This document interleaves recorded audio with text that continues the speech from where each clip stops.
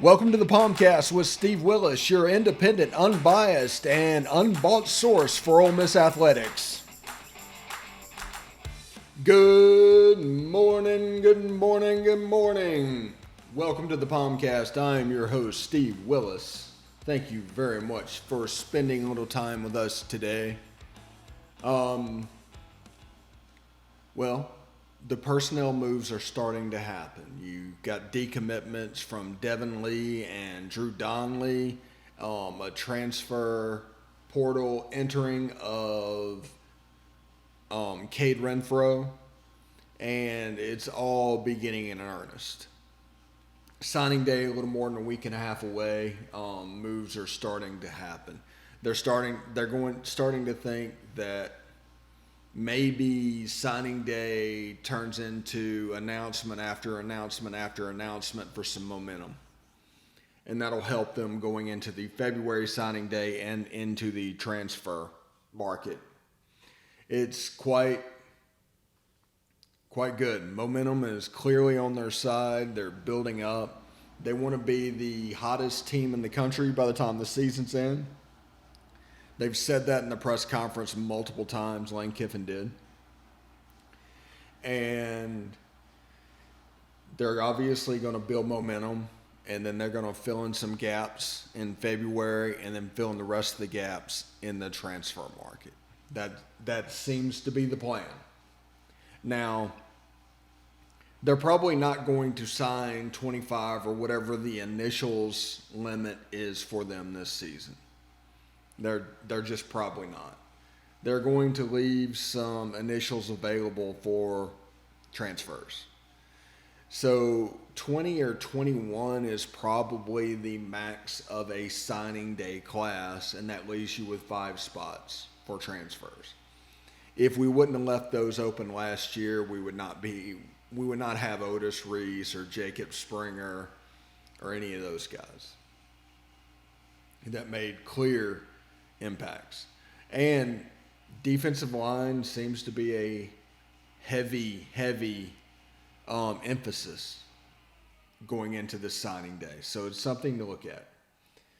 And next year the growth will be, well, the theory is the growth is going to be exponentially greater because of all the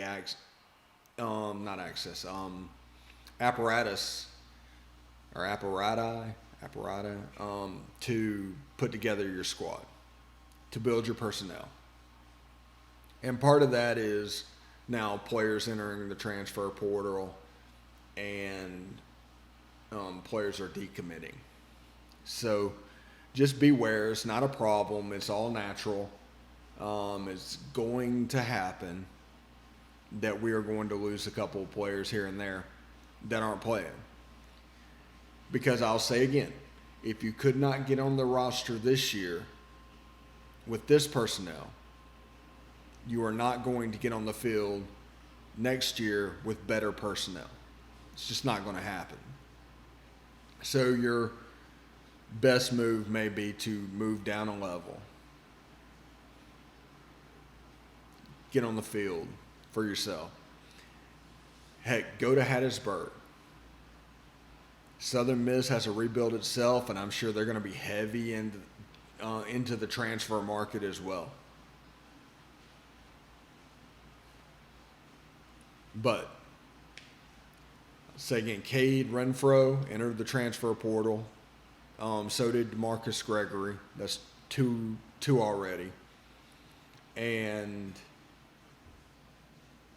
there's going to probably be more to come. Like I said, the mantras of this podcast are everybody is a system player. All information should be free. You should not charge people. It's like a poll tax. And that transfers and personnel movement is natural. Those are kind of the 3 mantras of this show. And it's all being done in the name of building the fan base. to get them where you want them to be. So all of a sudden, we're the school in the SEC that is not suffering attendance problems. We're providing that entry level point. For too long, the narrative has been allowed to be hijacked by people that only care about themselves or money. No longer. The show will be all about the program and will serve the best interest of the program. I can do that because I'm blessed to be able to do that. I do not have to worry about money. I've already made my money. I'm doing this as a charitable function, basically, to grow Ole Miss's fan base. And eventually, when we move to video, we're still about 4 or 5 months away from that. This is going to be a TV show. And we're going to figure out a way to do it to basically be a hybrid of what's needed to best serve the audience, you. So, to recap, also, Coach O beat Kansas last night. They approved a 2-0. The Lady Rebs, there's definitely cause for optimism in Oxford. They're not at the point where they're going to compete, but compared to where they're predicted and where they finished last year, there's cause for optimism. That number 1 recruiting class came in pretty handy. So, if you want to follow the show, you can do so on Twitter at @TheStephenWillis or at @OlePositively. If you want to like us on Facebook, please do. Facebook.com/POMcast, POMcast, or join our Facebook group at Positively Ole Miss. Subscribe to our new YouTube channel at Positively Ole Miss. Hit the bell for notifications for when we're live streaming. That'll come in handy in the next couple of months. And hit us up on Twitch at Positively Ole Miss, all one word. If audio is more your thing, you can catch us on Apple Podcasts, Google Podcasts, Stitcher, SoundCloud, Spotify, TuneIn Radio, iHeartRadio, and Pandora. We're on other podcatchers as well, but if we went to name them, we'd be here all day, so please do that. And if you can, please rate and review the podcast. Give us a 5-star rating. Doesn't matter what you say. We will take care of it. We're going to take a little break. We'll be back in just a few minutes. Stick around.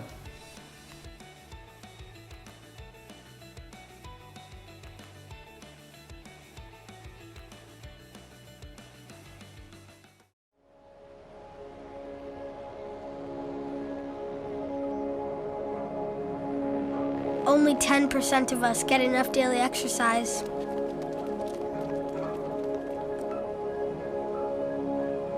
And that number is dropping.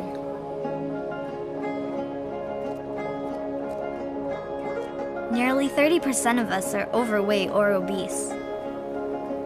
We spend 6 hours a day in front of a screen. As a result, we now have a shorter life expectancy than our parents. But give us the right start in sports, and we'll never stop. Learn how at active4life.ca. Hey, this is Stephen Willis from Positively Ole Miss. We're almost done with this break. We'll be back with good information quite soon. The military has been in every generation of my family, and so has VA. It wasn't easy for my dad after Vietnam, but VA helped him and my mom get the home they'd always wanted. My grandpa's been coming to VA since World War II. They even helped him lay to rest one of his battle buddies from Normandy. And me, I followed in their footsteps and served with pride. And now that I'm out of the military, the GI Bill's helping me with school. Every generation of my family has served, and VA has served us all. Welcome back to the POMcast. I am your host, Stephen Willis, and we're having a good time.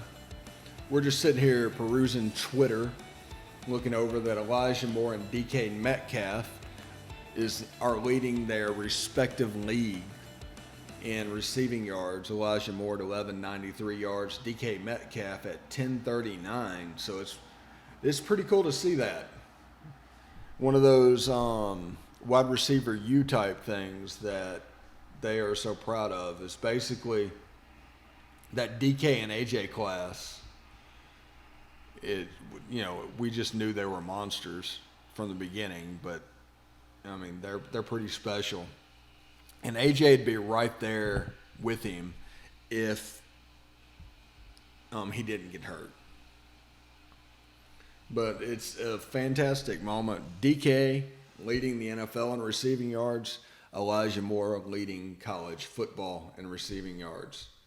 So that's pretty cool. They've started the 8isopen.com, and that is Elijah Moore being hyped for the Bolitnikoff Award, which he totally deserves.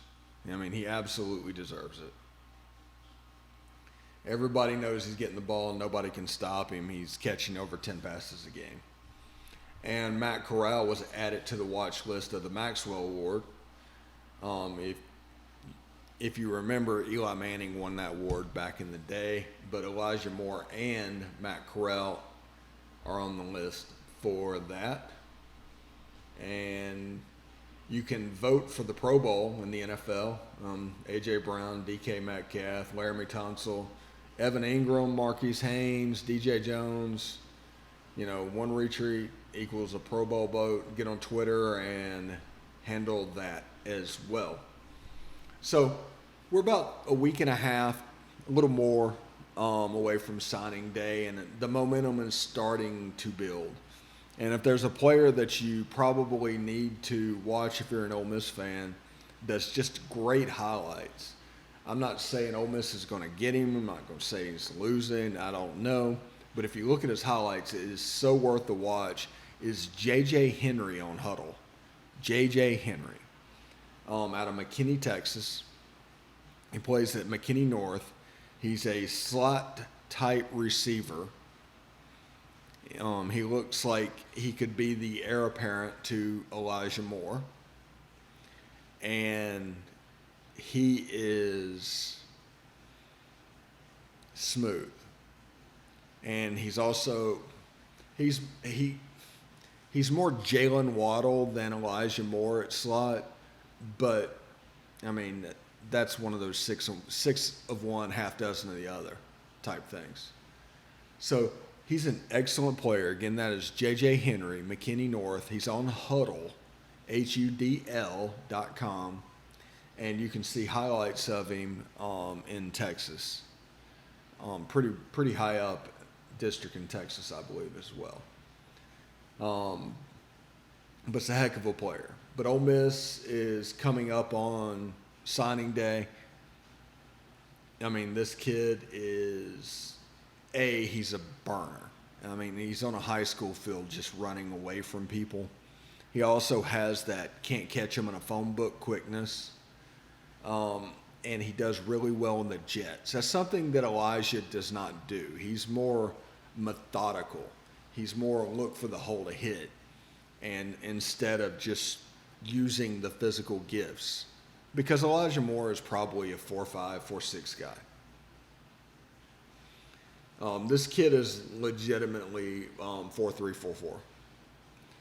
So the jet sweeps are going to look different. They're going to be able to position it. If you go back to the FAU offensive cut-ups of 2017 and beyond, look at the 2019 highlights when D'Angelo Antoine was the slot receiver. This kind of fits more of that mold, and how the offense looked in year 3 with all the timing and everything put in place.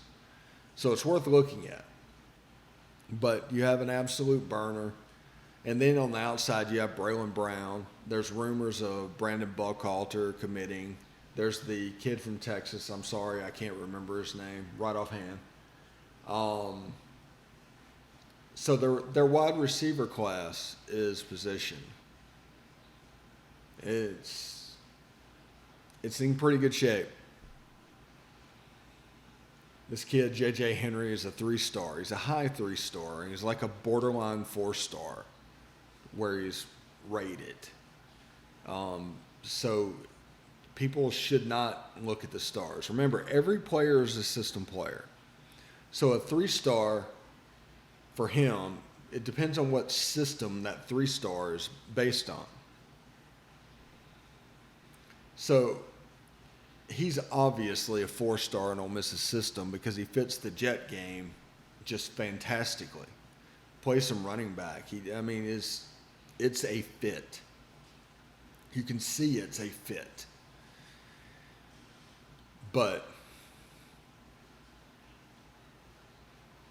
if you look at the ratings and it's a 3-star, he might be a 3-star because the system they're looking at is a brand of spread that he can't fit with. It's what is the system? Why is he rated where he is? Most all of them go off combines and everything and all this fictitious offense from back in the day. Nobody runs it. And they rate people for the sake of rating them to this fictitious offense, this fictitious system. Because different player, it might be a 5-star in one system, might be a 3-star in another, and he might be a 4-star in another. It all depends on the system. What are they going to be asked to do? Laramie Tunsil would be a 1-star wide receiver. I'm almost certain of that. But he was the number 3 player in the country at offensive line.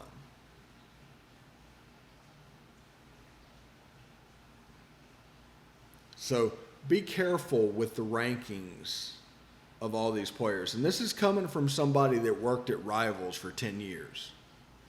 I know the holes and the flaws in their system. Their whole purpose is to generate conversation. And they want you to get hooked on the message board, and that is going to be the real moneymaker. You pay for the subscription, and it just doesn't work. But if you're really just interested in who is coming, why they're coming, and if they are a fit, you do not need the message board. We are past that. There's too many free alternatives.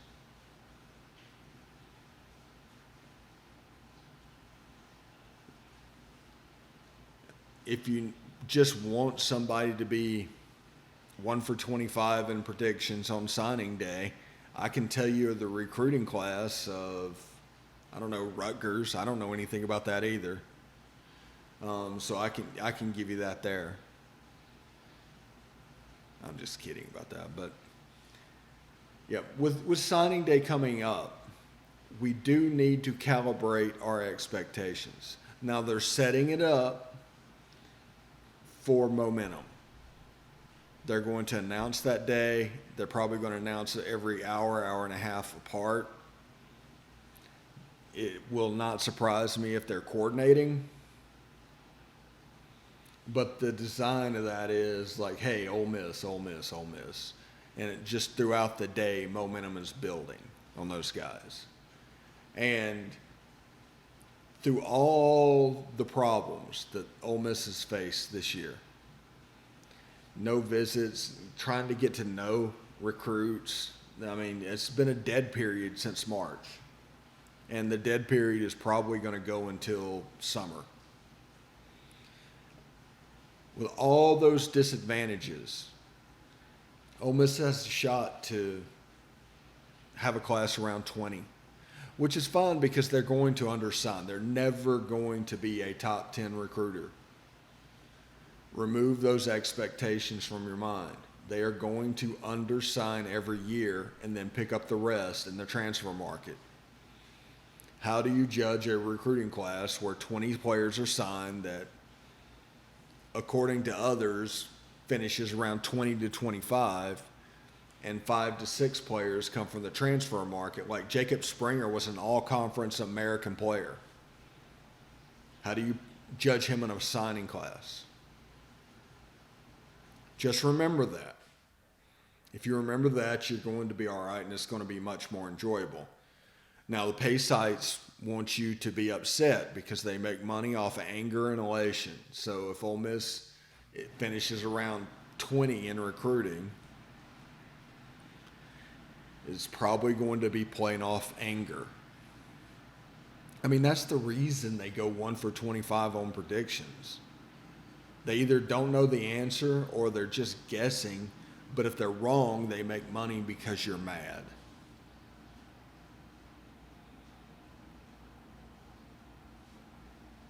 People need to be less free with their cash, really, and all this would stop. They need to make it, so they do that. Now, normally this would be the LSU week, what to expect episode.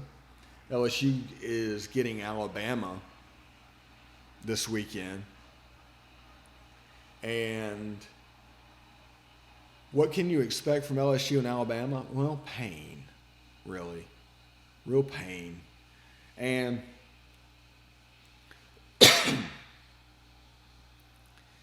LSU's in a lot of trouble. They made a scene after beating Alabama on their field last year.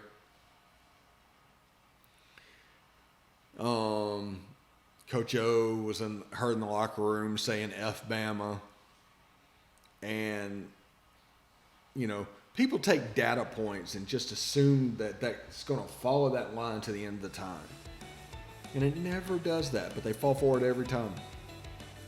Last segment coming up right here on POMcast. Thanks for listening.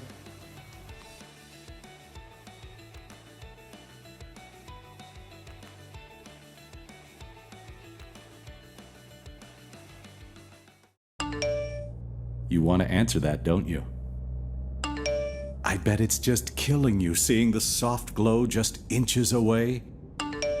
Someone wants to tell you something or ask you something. Oh, come on, answer it already! Just so we're clear, that wasn't my fault.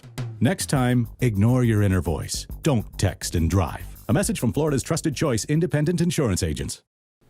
Hey, this is Stephen Willis. I just want you to stick around a little longer. We're going to get back to the podcast right after these messages. Tonight, nearly 40,000 veterans across the country are homeless. These men and women have pledged to serve our nation, and now we must serve them. Landlords across the country have helped make significant progress in reducing veteran homelessness by making housing available, but there is more that we can do to bring our veterans home.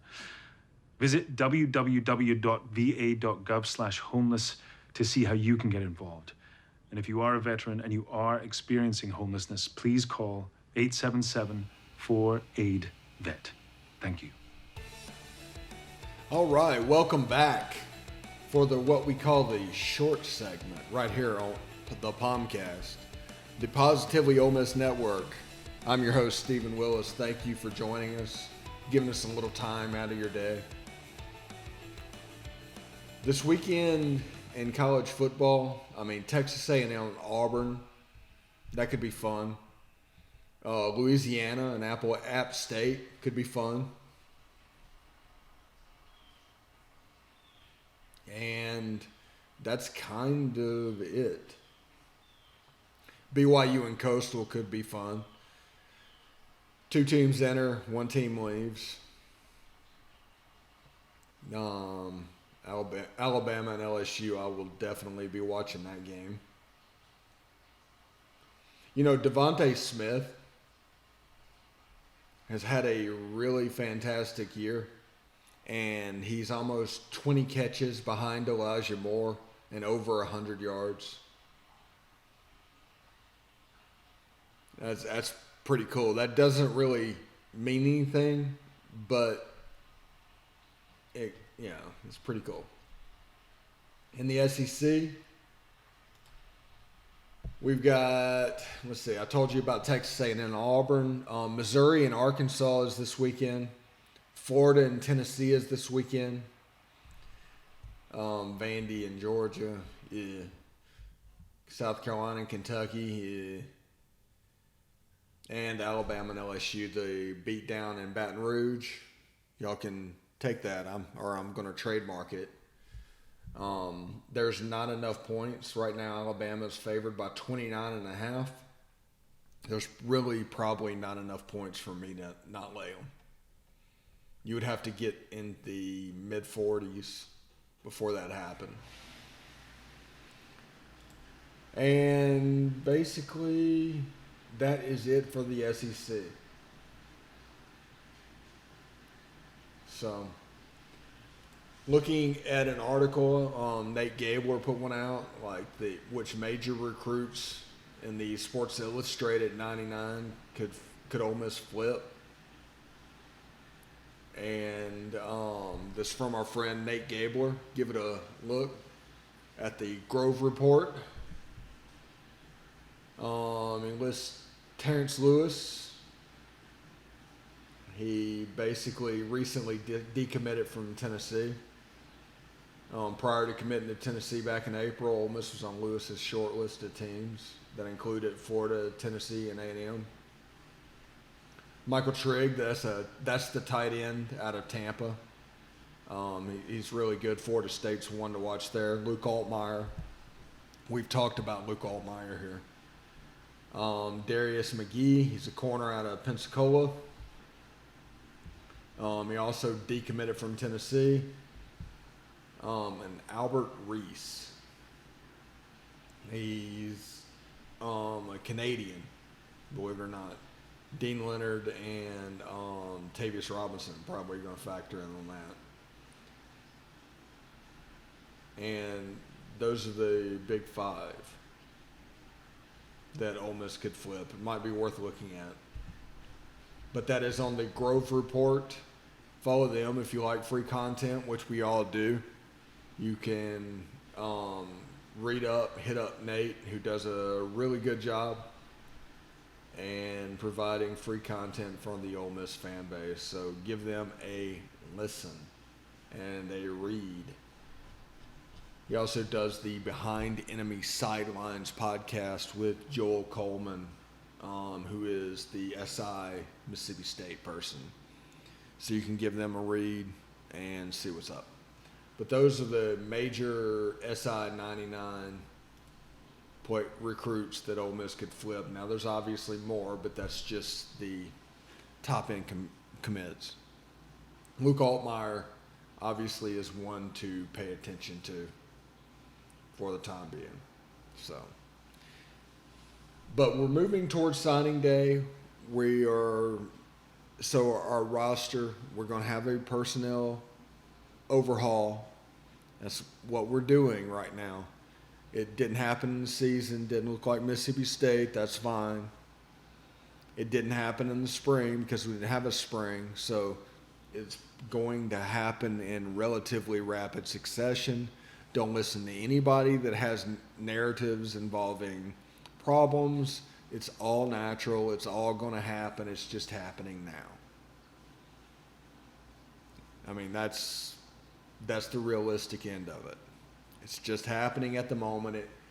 If it was spread out over spring and summer and fall, I mean, Lane Kiffin didn't even get to work with the kids until August. So you can't really do a personnel purge whenever you don't know your personnel, which is amazing. We played Florida a month later, and they had no idea about our personnel. You can tell by our starting lineups. So I expect the defense to get a lot better. I expect the offense to keep clicking. Honestly, I expect Luke Altmaier to redshirt if and when he signs with Ole Miss, and play in his 4 games next year and then take over. That's what I imagine is going to happen. Although Kincaid Dent could surprise all of us. He absolutely could surprise all of us. Because that's just the way this works. But anyway, this has been the last show of the week. I hope you have enjoyed it. Join us next week as we get a little closer to signing day, a little closer to men's basketball season, and 2 games in football left to go. Thank you. Have a great weekend and go Rebs.